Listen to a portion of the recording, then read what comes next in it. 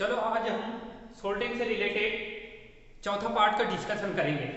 इस पार्ट में देखेंगे कि नॉन कोरोसिव जो सोल्डर फ्लक्स होता है वो कैसे बनाया जाता है, ठीक है। वो उसके टाइप्स कितने टाइप्स के होते हैं, इसके बारे में पूरा का पूरा डिटेल अध्ययन करेंगे। और मैं यहाँ पे जो मार्क करवाऊंगा, जो सबसे इम्पोर्टेंट है वो मार्क करवाऊंगा, और वो ज़्यादा से ज़्यादा एग्जाम में पूछा जाता है। आज 8 तारीख है, 8 मार्च, और आज ही के दिन एनवीएस की एग्जाम हुई थी। एनवीएस मतलब नवोदय विद्यालय की आज टेक्निकल की एग्जाम थी। और इस एग्जाम में हमने जो इससे पहले की जो वीडियो है, जस्ट 2 दिन पहले जो वीडियो बनाया था, वहां से एक क्वेश्चन वीआईपी मार्क करवाया था। लेड और टीन का जो परसेंटेज, उसका जो अनुपात वो पूछा गया था। तो ऐसी मैं आपको जब भी जो भी वीडियो मेरी बनेगी या जिस टॉपिक पे डिस्कशन करेंगे हम, तो उस टॉपिक से रिलेटेड जो जो चीज़ भी मैं मार्क करा देता हूँ, उससे रिलेटेड ये सारा आपको देखना है और उसको मार्क करके रख लेना है अपने पास भी। जब आप नोट्स अपनी कंप्लीट बनाओगे, अच्छे से नोट्स बनाओगे, तो वहाँ पे भी मार्क करके रखना है। क्योंकि क्या है, जब भी हम एग्जाम देने जाते हैं तो मेन जो क्वेश्चन वगैरह होता है कि किस टाइप से आते हैं, उसको रीड करना होता है। डिटेल तो हम पहले पढ़ लेते हैं, लेकिन उसको जब हम रीड करेंगे तो हमको क्या है, एग्जाम में जब बैठेंगे तो काफ़ी ज़्यादा आसानी होगी। तो चलो ठीक है, शोल्डर फ्लेक्स से रिलेटेड जो चौथा पार्ट का डिस्कशन करेंगे। और इस पार्ट में हम देखेंगे नॉन कोरोसिव फ्लक्स क्या होता है, उससे रिलेटेड सारी जानकारी हम यहाँ पे डिस्कस करेंगे।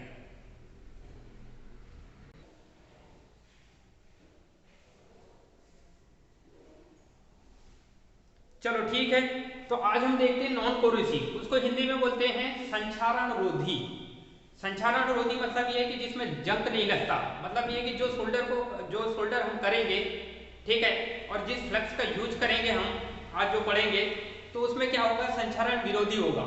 मतलब ये है कि संक्षारण के बारे में तो आप जानते हो कि जब कोई धात्विक वस्तुओं को हम कभी वायुमंडल के संपर्क में ला देते हैं, तो क्या होता है, उसमें क्या होता है, संक्षारण आने लगता है। संक्षारण आना मतलब नमी के संपर्क में जैसे ही वो आता है तो वहाँ जंग लगने लगता है, और जो आपका जो मेटल है उसके सरफेस जो होता है उसमें लॉसेस होने लगते हैं। उसके जो ऊपर के जो सरफेस है वो क्या होता है, पूरा ब्लैक टाइप का होने लगता है, वो क्या खराब होने लगता है, ठीक है। तो उसी को बोलते हैं हम संक्षारण। और संक्षारण रोधी के बारे में हम डिस्कस करेंगे। तो संक्षारण रोधी जो फ्लक्स है वो कौन सा होता है, तो इंग्लिश में बोलेंगे क्या, नॉन कोरोसिव फ्लक्स, और हिंदी में क्या बोलेंगे, संक्षारण विरोधी या संक्षारण रोधी, ठीक है। तो नॉन कोरोसिव फ्लक्स के बारे में हम डिस्कस करेंगे।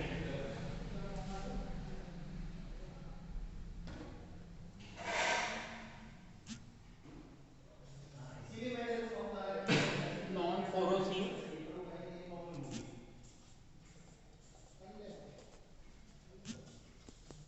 फ्लक्स, इसको हिंदी में बोलते हैं संक्षारण रोधी। इसको हिंदी में क्या बोलेंगे हम, संक्षारण संक्षारण रोधी फ्लक्स, ठीक है। ये हिंदी इसका वर्ड है संक्षारण रोधी, ठीक है। अब संक्षारण रोधी क्या होता है, तो संक्षारण रोधी फ्लक्स, तो नॉन कोरोसिव फ्लक्स क्या होता है, इसको हिंदी में बोलेंगे संक्षारण रोधी। संक्षारण रोधी मतलब संक्षारण का विरोध करने वाले, ठीक है। ये नाम है संक्षारण, हिंदी में नाम है, और ये संक्षारण का विरोध करता है, मतलब जंग लगने का जो विरोध करता है, ठीक है, उसे हम संक्षारण विरोधी कहते हैं। मतलब धातुओं में जंग जो लगता है उसका विरोध करने की प्रॉपर्टी पाई जाती है, और उसी प्रॉपर्टी को हम बोलते हैं संक्षारण विरोधी, ठीक है। तो नॉन कोरोसिव फ्लक्स जो है संक्षारण विरोधी फ्लक्स होता है। और जो इसके पहले की वीडियो में हमने देखे थे कि कोरोसिव जो फ्लक्स होता है वो संक्षारण युक्त होता है, मतलब उसमें जंग लगता है, ठीक है। और उसको कम करने के लिए हमने बता चुका था मैंने कि क्या होता है, उसको जैसे ही हम सोल्डर करते हैं तो उसको धो लिया जाता है, ठीक है, पानी वगैरह से धो लिया जाता है, तो वो क्या हो जाता है, ज़्यादा उतना जंग नहीं लगता। लेकिन ये क्या होगा, नॉन कोरोसिव जो फ्लक्स होता है इसमें जंग नहीं लगता। मतलब जब भी हम इसका यूटिलाइज करते हैं तो इसमें जंग लगने की संभावना नहीं होती है। ठीक है, इस कारण इसका नाम क्या पड़ा, संक्षारण रोधी फ्लक्स। अब ये संक्षारण रोधी फ्लक्स जो होता है, इससे एक फायदा, बहुत अच्छा फायदा है। ठीक है, इसका यूज जब हम करते हैं तो मतलब ये है कि इसमें जो इसका यूज करेंगे तो हमारा जो शोल्डर, जो जहां पे भी शोल्डर करेंगे तो वहां पे किसी प्रकार की कोई लॉसेस नहीं होगा। मतलब लॉसेस मतलब होता है क्षति। ये इस फ्लक्स का यूज करने से किसी भी प्रकार की क्षति नहीं होती, तो क्षति रहित होता है। क्या होता है, ये क्षति रहित होता है, जिसकी वजह से ये काफी अच्छा माना जाता है। ठीक है, और ये जो फ्लक्स है वो अलग अलग टाइप के होंगे। इसके प्रकार देखते हैं, मेन जो है इसके प्रकार को देखना है और उस प्रकार के बारे में डिस्कस करना है, और उस प्रकार में कौन से टाइप का हम कहाँ पे यूटिलाइज करते हैं, उससे रिलेटेड ही क्वेश्चन पूछे जाते हैं एग्जाम में। तो उसी के बारे में हम ये सारी चीज डिस्कस करेंगे। तो इसके मेन जो टॉपिक हैं वो देखते हैं कि कौन कौन से इसके मेन टाइप हैं। ठीक है, तो इसके जो मेन टाइप को हमने लगभग 4 भागों में इसको डिवाइड कर देंगे। हम कितने भागों में डिवाइड करेंगे, 4 भागों में डिवाइड करेंगे, और ये चारों पॉइंट को हमको रीड करना है, बहुत अच्छे से देखना है कि ये किस टाइप से बनाया जाता है, इसको मैन्युफैक्चर कैसे किया जाता है और इसका यूटिलाइज कैसे किया जाता है। तो चलो हम स्टार्ट करते हैं कि ये कौन कौन से टाइप हैं। तो इसके बारे में हम देखते हैं। तो जो पहला जो टाइप है, पहला इसका जो मेन टाइप है ओलिव ऑयल, बहुत अच्छा मतलब ये है कि ये कहाँ से मैन्युफैक्चर किया जाता है या इसको कैसे बनाया जाता है, उसके बारे में मैं अभी बताऊंगा। तो पहला जो है इसको बोलेंगे ओलिव ऑयल, ओलिव ऑयल। ठीक है, अब ये ओलिव ऑयल एक पौधे से प्राप्त, पेड़ पौधे से प्राप्त किया जाता है। आपको कौन से पौधे से प्राप्त किया जाता है वो चीज मैं बताऊंगा। इसको जो है चीड़ के पेड़ से प्राप्त किया जाता है। कौन से पेड़ से प्राप्त किया जाता है इसको, चीड़। ठीक है, अब ये चीड़ का जो वृक्ष है ये उत्तरी भारत में, मतलब ये कि चीड़ का जो वृक्ष है वो कहाँ पे पाया जाता है, तो ये उत्तर भारत में होता है। उत्तर भारत के पहाड़ी वाले क्षेत्र में ये वाला वृक्ष पाया जाता है। इसकी ऐसी छोटी छोटी पत्तियां रहती है, और इस वृक्ष से ही जो चीड़ का जो वृक्ष होता है उससे ओलिव ऑयल तैयार किया जाता है। अब ये जो है ओलिव ऑयल तो होता है ये चीड़ के वृक्ष से तो तैयार किया जाता है। ठीक है, लेकिन इसमें मतलब ये है कि जब चीड़ के वृक्ष को हम मतलब ये काटते हैं, उसके जो छीलते हैं, और वहां से मतलब ये कि कोई मशीनीकरण में जाता है और वहां से इसको निकाल लिया जाता है, ये वाला ऑयल को। ठीक है, तो ये जो पहला टाइप है, इसका जो मेन टाइप है वो क्या होता है, ओलिव ऑयल। और ये कहाँ किससे प्राप्त किया जाता है, तो ये पेड़ पौधे से प्राप्त किया जाता है। ये चीज हमको पता होना चाहिए। तो ये किससे प्राप्त होगा, पेड़ पौधे, पेड़ पौधे से। और ये पेड़ पौधे कौन से होते हैं, तो ये चीड़ का पेड़ होता है, चीड़ का पेड़ होता है। ठीक है, इससे प्राप्त किया जाता है ओलिव ऑयल। दूसरा जो इसका पॉइंट है ये है पेस्ट। इसका दूसरा जो पॉइंट है या दूसरा टाइप है उसका नाम है पेस्ट। ठीक है, ये जो पेस्ट होता है, अब ये पेस्ट कैसे बनाया जाता है ये चीज अभी मैं बताऊंगा, और इसका यूटिलाइज कहां किया जाता है। ये ओलिव ऑयल कैसे बनाया जाता है, ठीक है, तो ये पेड़ पौधे से निकाल के उसको मशीनीकरण द्वारा फिल्टर कर दिया जाता है। और ये किससे प्राप्त होता है, तो ये पेड़ पौधे। अब कौन सा पेड़ पौधा यूज किया जाता है, तो ये चीड़ का पेड़। और ये चीड़ का पेड़ जो होता है ये कहाँ पे, तो ये पहाड़ी क्षेत्रों में होता है। कहाँ पे होता है, ये पहाड़ी वाले क्षेत्र में होता है ये चीड़ का पेड़। अब ये पहाड़ी वाला जो क्षेत्र होता है ये उत्तरी भारत में, उत्तर भारत में जो पहाड़ियां ज्यादातर हैं, ठीक है, तो वो वहां पे ये वाला पौधा आपको मिलेगा। ठीक है, और उसी पौधे से हम ये ओलिव ऑयल को निकाला जाता है। ठीक है, दूसरा जो है ये पेस्ट। अब ये पेस्ट कैसे बनाया जाता है, तो पेस्ट बनाने के लिए हमको रेजिन चाहिए। पेस्ट बनाने के लिए हमको क्या चाहिए, रेजिन चाहिए, रेजिन चाहिए और ग्लिसरीन चाहिए। इसके लिए क्या चाहिए, रेजिन, ग्लिसरीन और जिंक क्लोराइड, मतलब ये तीनों को मिक्स करके हमको पेस्ट प्राप्त होता है। जैसे ही हम रेजिन, जिंक क्लोराइड, ठीक है, और ये ग्लिसरीन, ये तीनों को हम जब मिक्स कर देंगे तो उससे क्या होगा, पेस्ट तैयार होगा। और ये पेस्ट का यूज कहाँ करेंगे वो चीज बता रहा हूं। तो ये जो है ये 3 प्रकार से मैन्युफैक्चर किया जाता है, ठीक है। एक होता है ZnCl, एक होगा ZnCl, ठीक है। दूसरा होता है रेजिन, ZnCl के बारे में मैंने पहले बता चुका था, जिंक क्लोराइड। और दूसरा होता है रेजिन, ठीक है, ये रेजिन दूसरा जो इसका टाइप है। और तीसरा जो मैंने आपको बताया था ग्लिसरीन, ग्लिसरीन के बारे में आप जानते हो,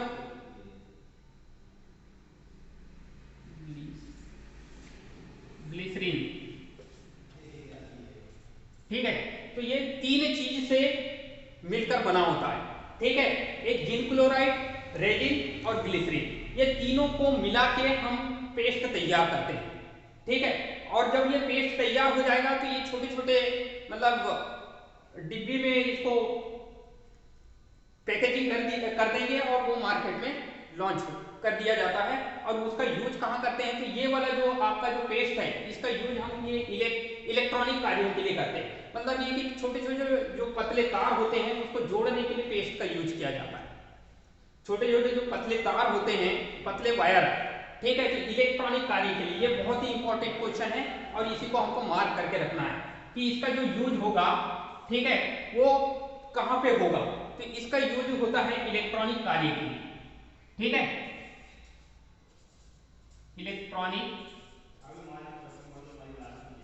इलेक्ट्रॉनिक में हम इसका यूज करेंगे और इसको VIP मार्क करना है, ठीक है। इसको हमको VIP, ये बहुत ही एग्जाम में ये वाला क्वेश्चन पूछा जाता है कि इलेक्ट्रॉनिक कार्य के लिए इनमें से किस फ्लक्स का यूज किया जाता है। तो वो जो फ्लक्स है वो पेस्ट होता है।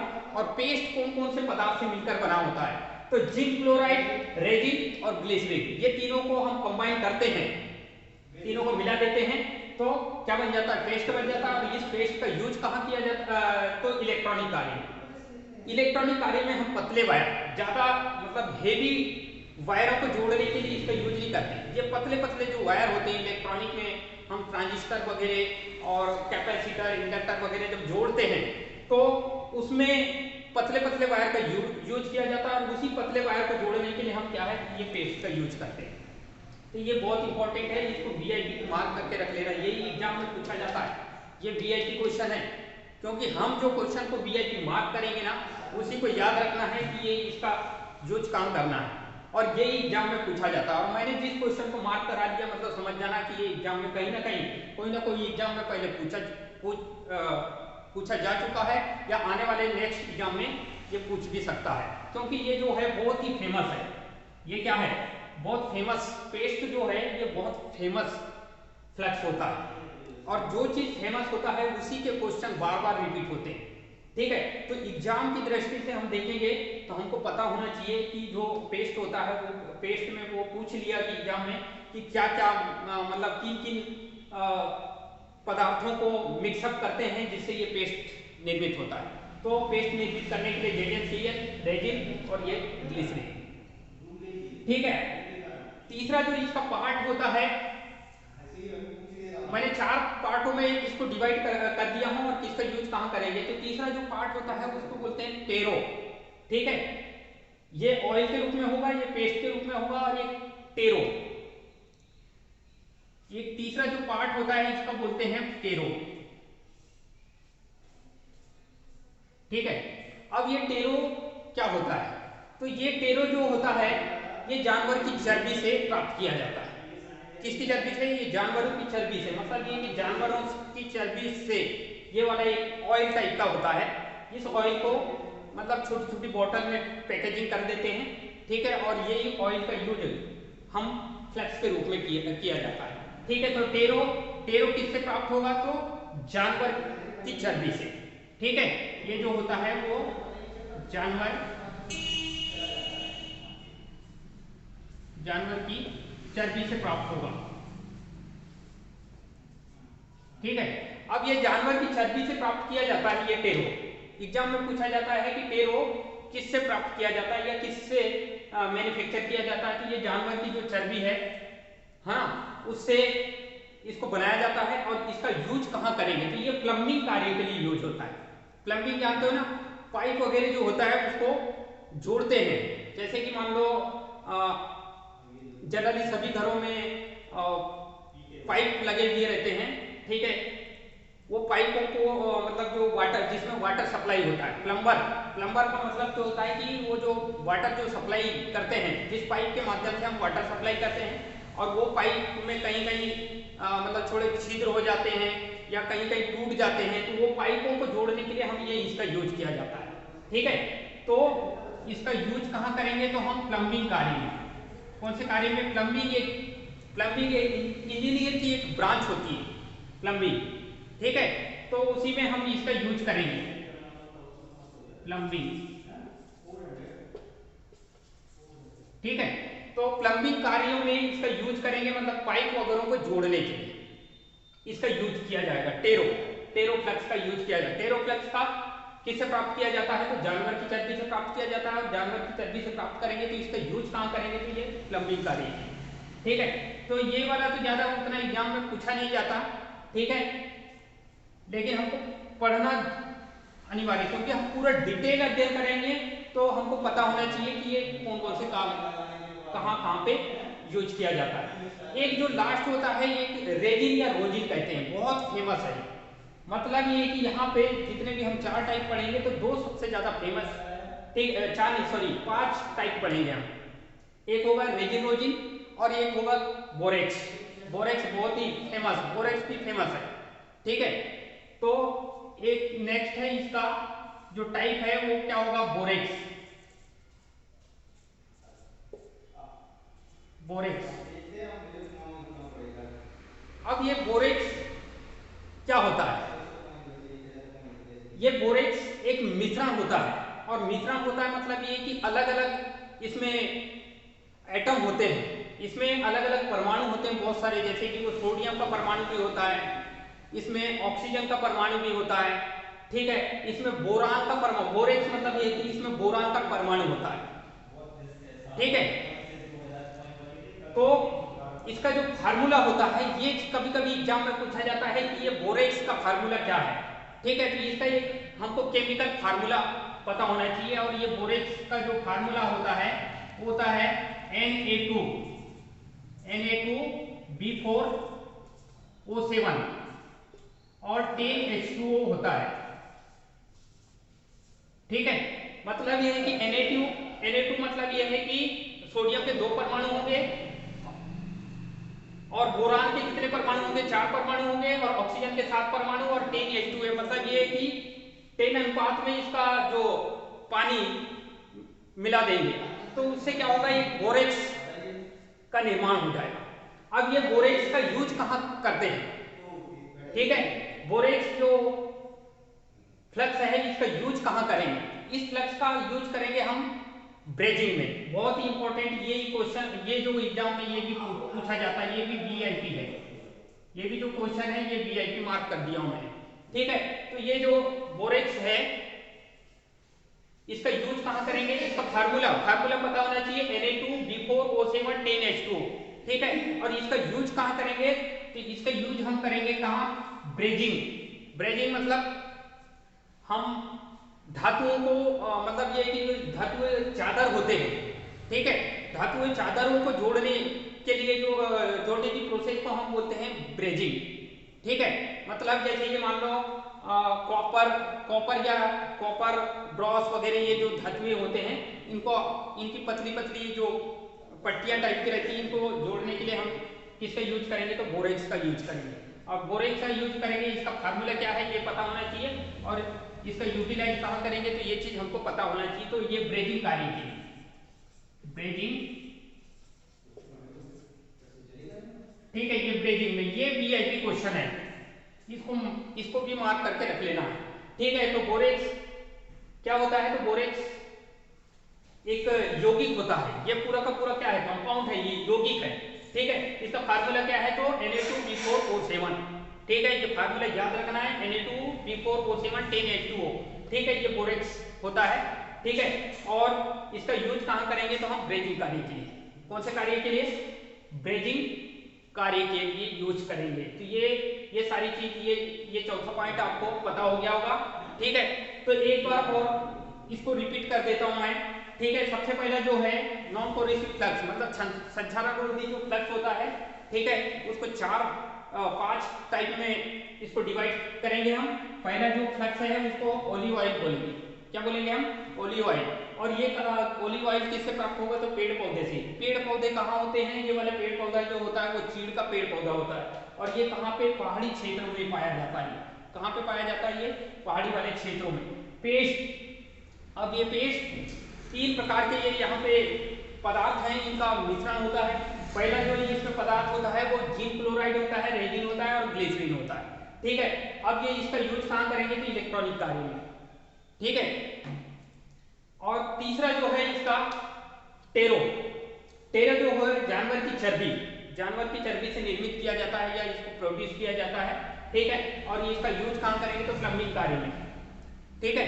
और बोरेक्स ये बहुत वीआईपी, ये इसको वीआईपी मार्क कर लेना पेस्ट को, और ये वाला जो बोरेक्स है इसको वीआईपी मार्क कर लेना। इसका फार्मूला क्या होगा, तो Na2B4O7 10H2 होगा। इसका यूज कहाँ करेंगे, तो हम ब्रेजिंग कार्य के लिए।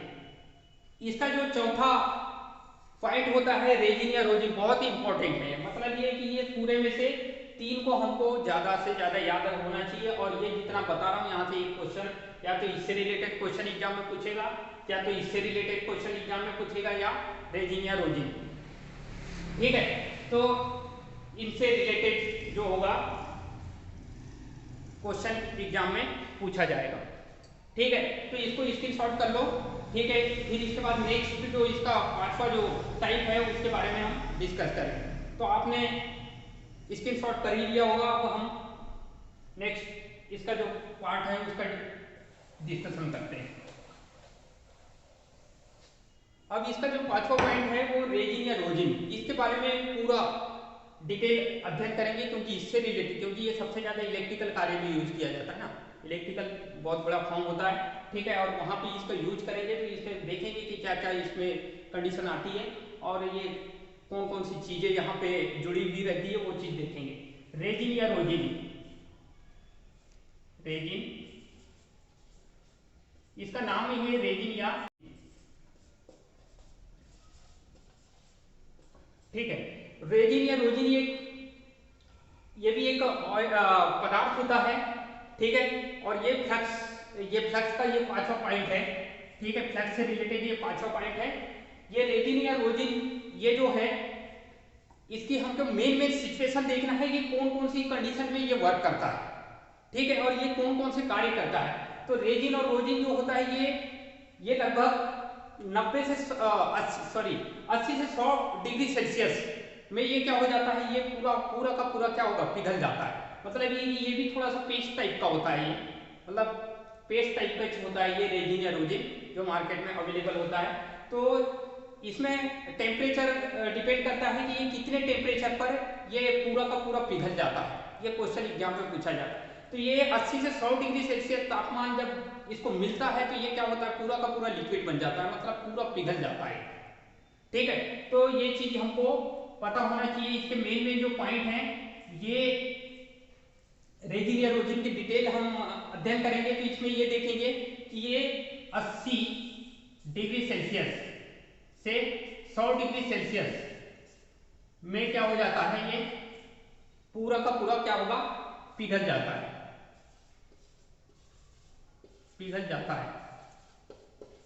ठीक है। दूसरी बात इसकी एक खासियत होती है कि ये जो होता है बहुत ही फेमस होता है, ठीक है। मतलब ये है कि ये जो इसको बेरोजा के नाम से भी जाना जाता है, मतलब इसका बहुत अच्छा वर्ड है। रेजिन या रोजिन को किस नाम से जाना जाता है, तो रेजिन या रोजिन को बेरोजा के नाम से, बेरोजा फ्लक्स के नाम से भी जाना जाता है, ठीक है। तो रेजिन या रेजिन को किस नाम से जाना जाएगा, तो बेरोजा फ्लक्स, ये बेरोजा फ्लक्स के नाम से भी जाना जाएगा। तो इसके मेन जो 2 पॉइंट हैं वो चीज हमको याद रखना है। कि रेजिन या रोजिन कितने डिग्री सेल्सियस टेम्परेचर में ये क्या हो जाता है, पिघल जाता है। तो 80 से 100 डिग्री सेल्सियस में ये क्या होगा, पिघल जाएगा। ठीक है, और दूसरा इसका मेन पॉइंट ये होता है कि रेजिन या रोजिन को किस नाम से, ये है नाम। ठीक है, इसका दूसरा नाम होता है किसका, रेजिन या रोजिन का दूसरा नाम होता है बेरोजा। इसे बेरोजा के नाम से, बेरोजा फ्लक्स के नाम से जाना जाता है। बहुत फेमस क्वेश्चन है ये, इसको वीआईपी मार्क कर लेना है हमको। ठीक है, ये बहुत ज्यादा एग्जाम में पूछा जाता है कि रेजिन या रोजिन फ्लक्स को किस नाम से जाना जाता है। ठीक है, तो आपको ये चीज पता होना चाहिए। अब इसका जो यूज है, इसका यूज हम कहाँ करेंगे, ये चीज हमको पता होना चाहिए।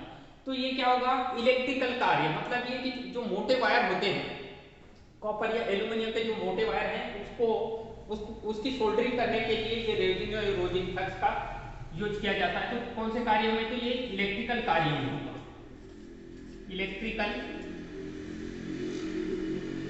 इलेक्ट्रिकल वर्क में होगा ये। ठीक है, अब ये इलेक्ट्रिकल वर्क में जब इसका यूज करेंगे, मतलब ये है कि ये कौन कौन से धातुओं को भी मतलब जोड़ने के लिए इसका यूज किया जाता है। तो ब्रॉस की जो धातु होती है, ब्रॉस मतलब पीतल। ठीक है, तो पीतल की जो सीट वगैरह होती है, पीतल की सीट और एल्यूमिनियम की सीट, इसको भी जोड़ने के लिए इसका यूज किया जाता है, क्योंकि ये थोड़ा सा हेवी टाइप का हो जाता है ना, क्योंकि इलेक्ट्रिकल कार्य मतलब थोड़ा हेवी होता है, और इलेक्ट्रॉनिक मतलब पतले पतले वायर का यूज करेंगे, लेकिन इलेक्ट्रिकल कार्य के लिए थोड़े मोटे वायर का यूज करेंगे। ठीक है, और मोटे, तो ये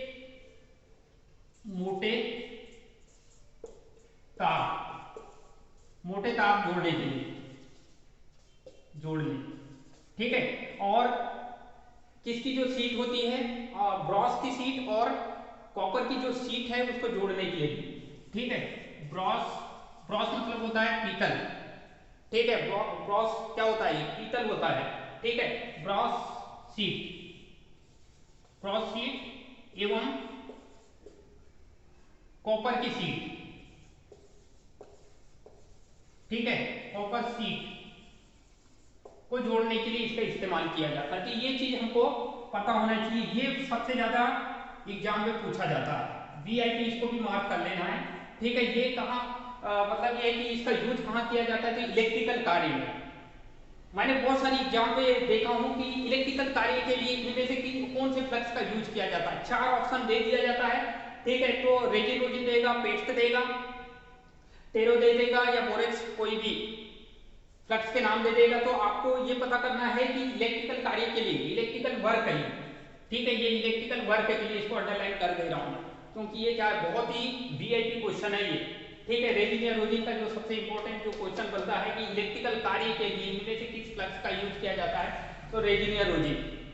ठीक है, तो रेजिन या रोजिन के जो मेन जो खासियत होती है, प्रॉपर्टी होती है, उसकी प्रॉपर्टी होती है 80 से 100 डिग्री सेल्सियस में ये क्या होता है, मेल्ट हो जाता है, पिघल जाता है, पूरा का पूरा लिक्विड फॉर्म में कन्वर्ट हो जाता है। दूसरा जो इसका मेन खासियत होती है कि इसे बेरोजा के नाम से, बेरोजा फ्लक्स के नाम से जाना जाता है। ठीक है, और इसका यूज कहाँ करेंगे, तो इलेक्ट्रिकल काम के लिए यूज करेंगे। मोटे तार, मतलब इलेक्ट्रिकल में जो होते हैं मोटे मोटे वायर होते हैं, तार होते हैं, एल्यूमिनियम या कॉपर के जो वायर होते हैं उनको जोड़ने के लिए। ठीक है, ब्रॉस की सीट और कॉपर की सीट को भी ये क्या होता है, जोड़ सकता है। इतनी अच्छी खासियत होने के कारण क्या होता है, ये बहुत ही आईएमपी है, ये बहुत ही आईएमपी क्वेश्चन बन जाता है। ठीक है, तो ये हमको मार्क कर लेना है, और इससे रिलेटेड जो भी क्वेश्चन आएगा तो इसी से रिलेटेड ज्यादा क्वेश्चन पूछेंगे। ठीक है, तो ये फ्लक्स के जो टाइप हैं, ये पूरे के पूरे टाइप हमने देख लिए, और ये पूरे के पूरे टाइप यहाँ पे कवर हो गए। अब इसके बाद हम नेक्स्ट टॉपिक पढ़ेंगे, सोल्डर का सिद्धांत। मतलब ये है कि सोल्डर किस सिद्धांत पे कार्य करता है, सोल्डरिंग का जो सिद्धांत होता है वो क्या होता है, और वो कैसे वर्क करता है, उसके बारे में डिस्कस करेंगे, क्योंकि सिद्धांत से रिलेटेड एक क्वेश्चन एग्जाम में पूछा जाता है। चलो नेक्स्ट टॉपिक, सोल्डरिंग के कार्य देखते हैं। सोल्डरिंग के कौन कौन से कार्य होते हैं, और इससे रिलेटेड एक क्वेश्चन बहुत ज्यादा एग्जाम में पूछा गया है, और ये कार्य से रिलेटेड एग्जाम में क्वेश्चन पूछा जाता है, बहुत सारी एग्जाम में मैंने देखा हूँ।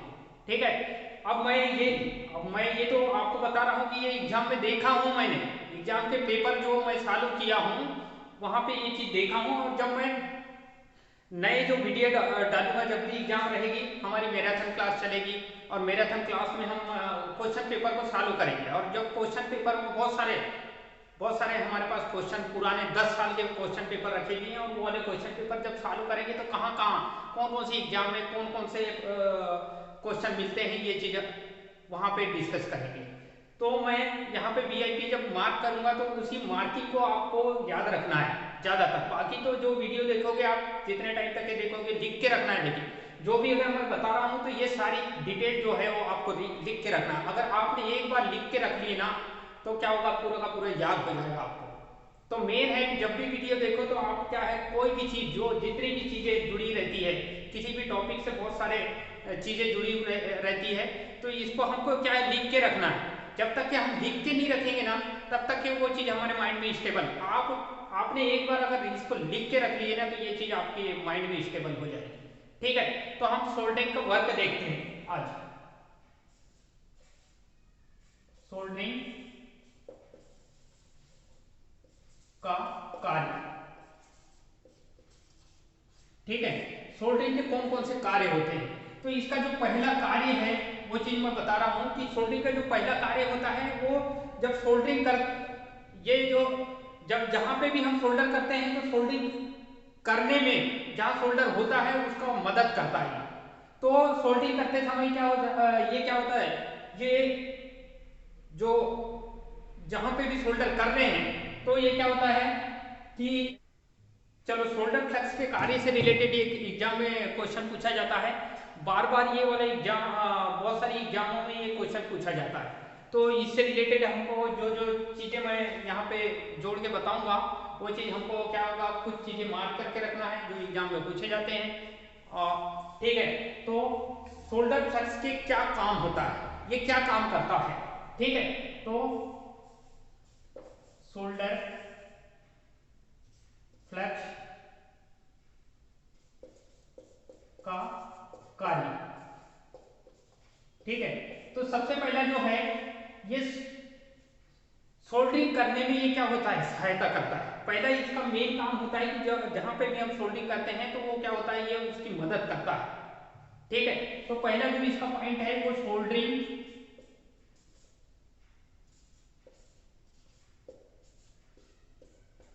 सोल्डरिंग क्रिया में मदद करता है,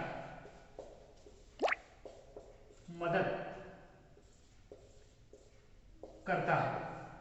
ठीक है, इसका जो पहला कार्य है वो क्या होगा, सोल्डरिंग क्रिया में क्या करेगा, मदद करता है, हेल्प करता है। सोल्डरिंग करते हैं तो उसके लिए क्या होता है, हेल्पिंग की आवश्यकता होती है, और वो हेल्पिंग कौन करता है, तो सोल्डर फ्लक्स। ठीक है, तो ये मदद करेगा। दूसरा इसका मेन जो काम है ये एग्जाम में पूछा जाता है, ये एग्जाम में बहुत ज्यादा एग्जाम में पूछा जाता है कि सोल्डरिंग फ्लक्स का मेन जो काम कार्य, इनमें से मेन जो कार्य क्या करता है। तो ये जो है, ये जो जोड़ी जाने वाली धातु होती है वो धातु में जो ऑक्साइड की परत होती है उसको क्या करता है, हटाने का काम करता है। तो ये क्या काम करेगा कि जब हम सोल्डर करते हैं, ठीक है, जो भी धातु में सोल्डर करते हैं तो वो धातु की जो धातु में ऑक्साइड की परत चिपकी हुई रहती है उसको क्या करता है, रिमूव करता है या हटाता है। तो यह क्या करेगा, ऑक्साइड, इसी को डीऑक्सीडेशन, ये चीज मैंने पहले भी बता चुका हूं कि डीऑक्सीडेशन क्या होता है। ठीक है, तो यह ऑक्साइड की परत हटाता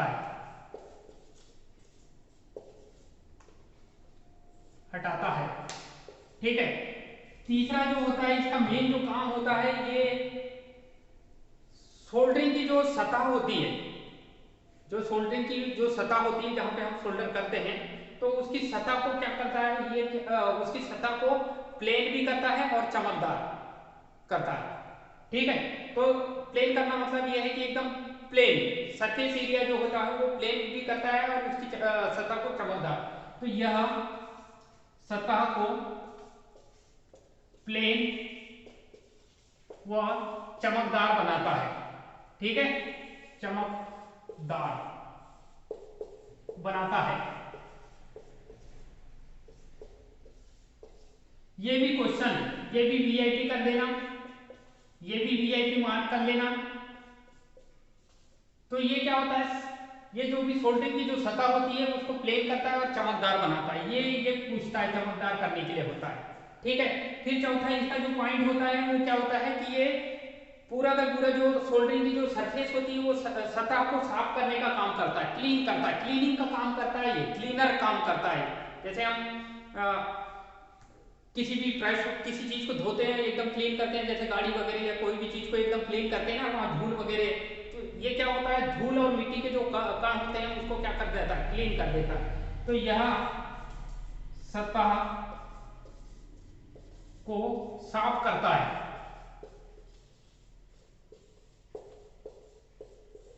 ठीक है। तो मेन जो है इसके चार प्रकार के इसके वर्क होते हैं। पहला क्या है, सोल्डरिंग के लिए हम मदद करता है, मदद करने का काम करेगा। ये उतने एग्जाम में पूछा नहीं जाता, लेकिन मेन जो है ये ज्यादा पूछा जाता है कि ये अपसाइड की परत को हटाता है, रिमूव करता है। यह सतह को प्लेन और चमकदार बनाता है। ठीक है। और यह सतह को क्या कर देता है, एकदम साफ भी करता है, पूरी की पूरी जो सफाई करवा देता है सतह को। दूसरी बात, चौथा पांचवा पॉइंट है, ये क्या है, सोल्डर वायर को पिघलाने में मदद करता है। जो सोल्डर वायर जो होता है उसको सॉलिड से लिक्विड बनाने में मदद करता है। तो यह सोल्डर को पिघलाने में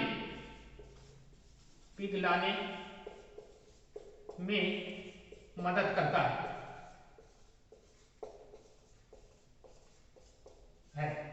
तो इतने पॉइंट अपने को याद रख। चलो हमारा नेक्स्ट टॉपिक है सोल्डरिंग का सिद्धांत। सोल्डरिंग का सिद्धांत क्या होता है, और ये सोल्डरिंग का सिद्धांत किस सिद्धांत सोल्डरिंग किस सिद्धांत पे काम करता है। ठीक है। तो उससे रिलेटेड हम पूरे का पूरा डिस्कस करेंगे कि कौन सा सिद्धांत एक्शन होता है इसमें। तो सोल्डरिंग का सिद्धांत, सोल्डरिंग थ्योरी। अब ये सोल्डरिंग थ्योरी क्या होती है, थ्योरी मतलब होता है सिद्धांत, और सोल्डरिंग मतलब जनरली अभी पढ़ चुके हैं हमने। तो सोल्डरिंग किस सिद्धांत पे काम करता है, तो सोल्डरिंग जो होता है वो कैपिलरी एक्शन का जो सिद्धांत है ये लागू होता है। सोल्डरिंग में कौन सा सिद्धांत लागू होता है, ये क्वेश्चन एग्जाम में पूछा जाता है, कई बार एग्जाम में पूछा गया है।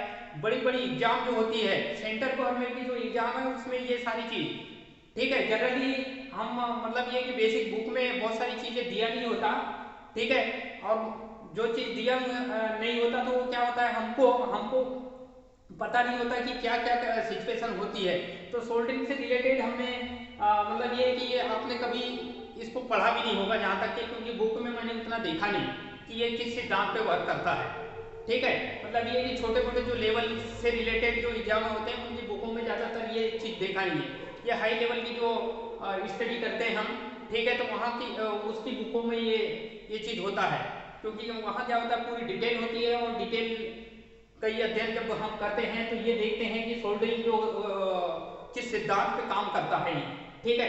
तो सोल्डरिंग का जो सिद्धांत होता है, इसमें जो सिद्धांत लागू होता है वो होता है कैपिलरी एक्शन। क्या बोलते हैं हम, कैपिलरी एक्शन। अब कैपिलरी एक्शन क्या होता है उसकी पूरी फुल डिटेल मैं बताऊंगा। ठीक है। तो कैपिलरी एक्शन हिंदी में बोलते हैं इसको हिंदी में बोलेंगे केशिक्त क्रिया। हिंदी में मतलब ये है कि साइंस से रिलेटेड है ये, क्योंकि इसमें क्या होता है साइंस लगता है। ठीक है। और उसी साइंस के अकॉर्डिंग मतलब ये है कि ये सोल्डरिंग का जो सिद्धांत है वो लागू होता है। तो ये सिद्धांत कौन सा होता है, तो कैपिलरी एक्शन। ठीक है। अब ये इसको बोलते हैं केशिक्त,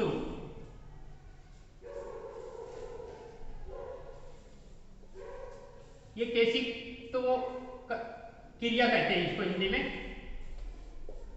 ठीक है।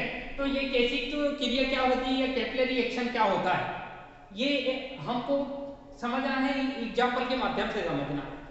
हमको ये किसके माध्यम से समझना है, एग्जाम्पल के माध्यम से समझना है। अगर जब हम वो वाला एग्जाम्पल के माध्यम से समझेंगे तो ये पूरा का पूरा हमारे माइंड में स्टेबल हो जाएगा। मेन है हमको कोई चीज पढ़ रहे हैं ना, तो एक बार अगर पढ़ रहे हैं तो वो माइंड में स्टेबल होना चाहिए, तो ज़्यादा अच्छा है, लंबे टाइम तक के माइंड में स्टेबल होना चाहिए। क्योंकि क्या है एग्जाम ऐसा नहीं है बोले रोज थोड़ी ना एग्जाम होती है, एग्जाम का भी एक टाइमिंग होती है कि मतलब 2 महीने या 4 महीने या 6 महीना भी लग जाता है या 1 साल लग जाता है, तो एग्जाम के टाइम के अकॉर्डिंग हमको कोई चीज़ जो भी टॉपिक हम क्लियर कर रहे हैं उसके पूरे के पूरे कॉन्सेप्ट क्लियर होना चाहिए कि कैसे तो क्लियर कैपिलरी एक्शन का जो सिद्धांत लागू होता है वो क्यों लागू होता है और इसके क्या फायदे होते हैं, मैं ये सारी चीज़ बताऊंगा आपको। तो कैपिलरी एक्शन को समझने के लिए हम एक एग्जाम्पल समझेंगे। इसका जो मेन एग्जाम्पल है और वो बहुत ही सामान्य एग्जाम्पल है जो जनरली आप भी कर सकते हो, मैं भी कर सकता हूँ, कोई भी कर सकता है और वो रियल में देखते भी हैं वो वाले एग्जाम्पल। ठीक है, तो ये क्या होगा, सामान्य एग्जाम्पल है, एक गिलास लेना है हमको। ठीक है, एक गिलास लेंगे और उस गिलास में एक हॉलो पाइप, मतलब ये कि एक नली वाला जो पाइप होता है, एक छोटा सा ऐसा पाइप, उस गिलास में पानी लेंगे, पूरा पानी से हम गिलास आधी गिलास में पानी भरेंगे और एक पाइप लगा देंगे। तो क्या होता है कि वो पाइप में जो जैसे ही वो पाइप को उस गिलास के अंदर डालेंगे, पानी के अंदर डालेंगे, तो वो पाइप के ऊपर पानी चढ़ने लगता है, उसी को बोलते हैं कैसिक एक्शन। ठीक है, तो एक एग्जांपल जो हम देख रहे हैं उससे रिलेटेड मैं आपको यहाँ डायग्राम बना के समझा रहा हूँ, बहुत अच्छे से समझाऊंगा। ठीक है, आपको बहुत अच्छे से समझ आ जाएगा और जब समझ आ जाएगा तो आपके माइंड में स्टेबल हो जाएगा। ठीक है, तो एक गिलास बना देता हूं मैं, इस टाइप का एक, मान लो ये पानी का गिलास है।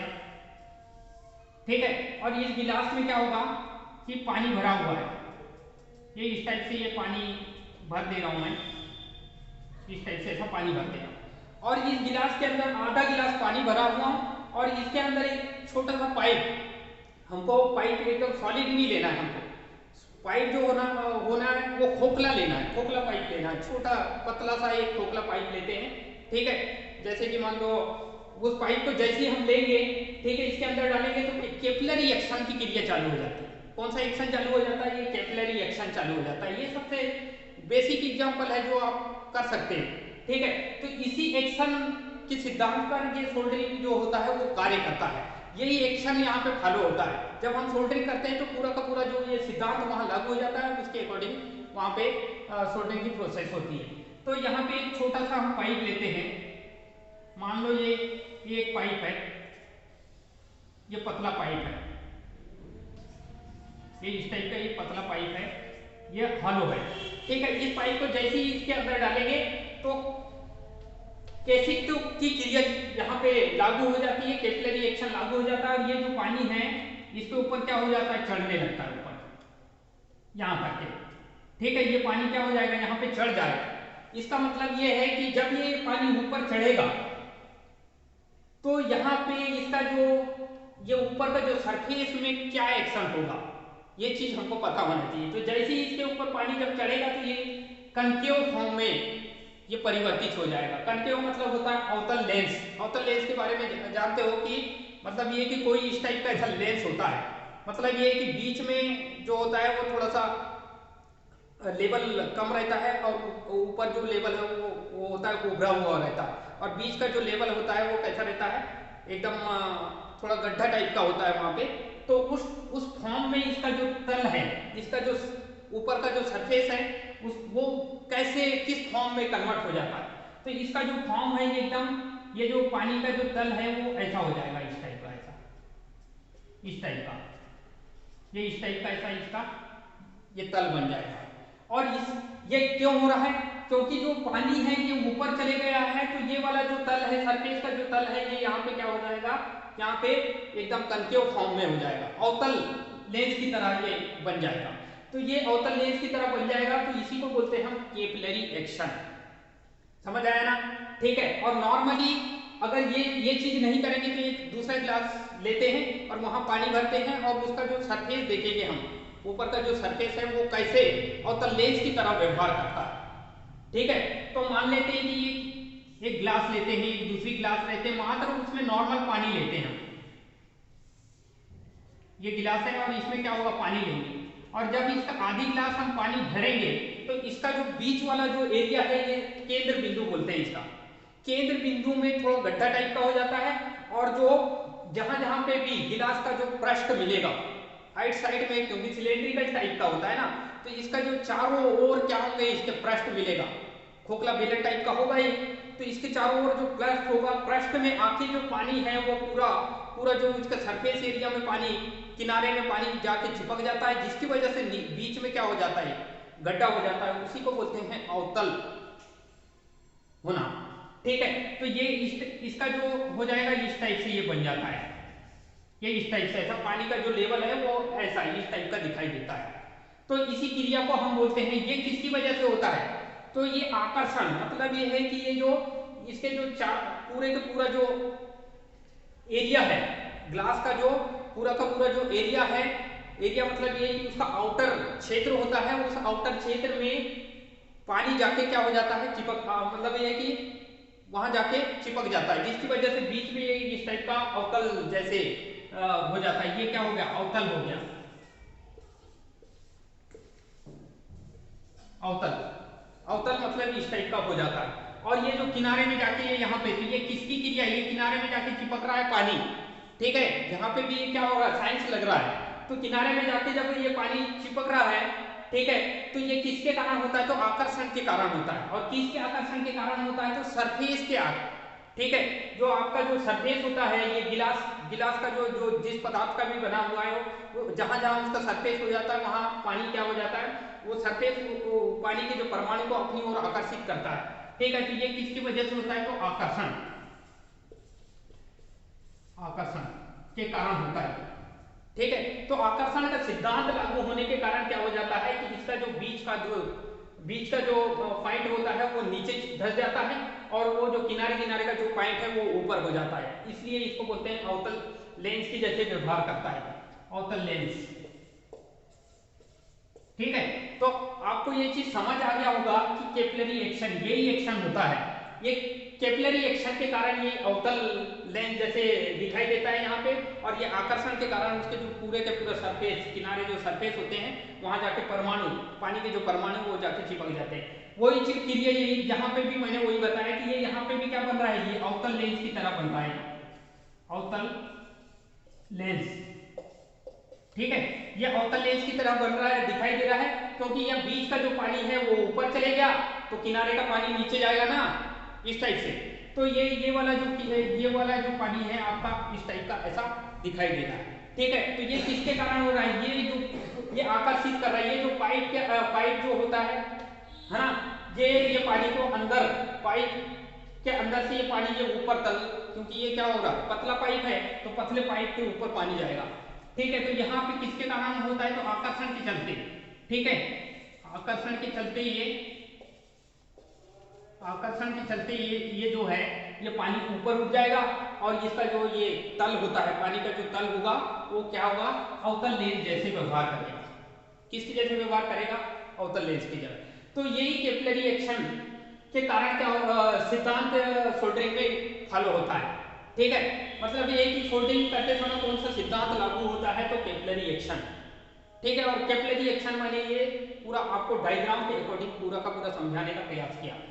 उम्मीद है कि आपको ये चीज समझ आ गया होगा। ठीक है, तो ये सारी चीज बता दिया। अब देखते हैं कि कैपिलरी एक्शन में जब हम दो धातुओं को जोड़ेंगे और वहां पे जो सिद्धांत लागू होगा, कैपिलरी एक्शन का सिद्धांत लागू होगा, उसमें एयर गैप का बहुत ज्यादा क्वेश्चन आता है, तो इसको भी वीआईपी मार्क कर लेना है। वीआईपी ये क्वेश्चन बनता है यहाँ से, कैपिलरी एक्शन से रिलेटेड एक वीआईपी क्वेश्चन बनता है। कैपिलरी एक्शन को केसिक तो क्रिया बोलते हैं। ठीक है, तो ये चीज आप स्क्रीनशॉट कर लो, और स्क्रीनशॉट करने के बाद मैं आपको जैसे ही स्क्रीनशॉट कर लोगे तो मैं नेक्स्ट पॉइंट इसका बता रहा हूं।